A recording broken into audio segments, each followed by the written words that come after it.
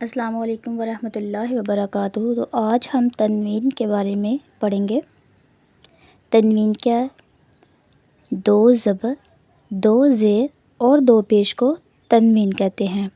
جس حرف پر تنوین ہو اسے منون کہتے ہیں۔ تنوین جو ہوتا ہے نون ساکن ہوتا ہے جو کلمے کے آخر میں آتا ہے، اس لیے تنوین کی آواز نون ساکن کی طرح ہوتی ہے۔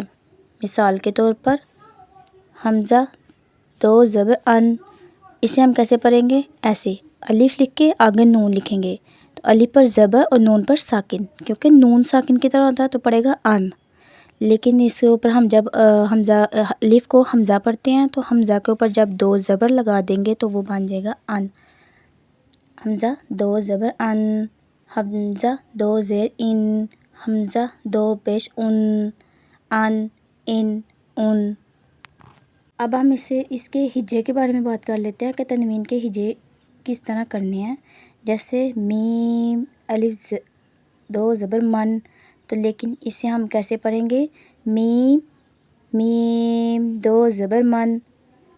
جیسے یہ دیکھیں، یہ میم نون زبر من، ایسے پڑھیں گے، نہ کہ الف۔ اب زبر کی تنوین کے بعد کہیں بھی الف اور کہیں یا لکھا جائے تو ہجے کرتے وقت اس کا نام نہیں لیں گے ہم۔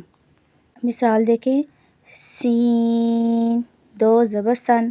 اب یہ سین کے آگے الف تو ہے لیکن ہم الف کو نہیں ادا کریں گے۔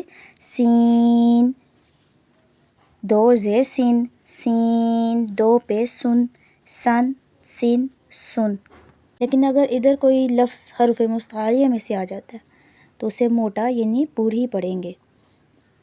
جیسے کہ اب یہ دونوں مثال میں نے آپ کو پہلے سن، سن، سن بتایا ہے، تو اب اگر حروف مستعلیہ میں سے کوئی لفظ آ جائے جیسے صاد، صاد دو زبر سون، صاد دو زیر سین، صاد دو پہ سن، سن، سن، سن۔ پور پڑھیں گے یعنی موٹا پڑھیں گے۔ اور اگر آپ کو ویڈیو میں کسی بھی چیز کی سمجھ نہیں آئی تو آپ مجھے کمنٹ باکس میں پوچھ سکتے ہیں۔ شکریہ۔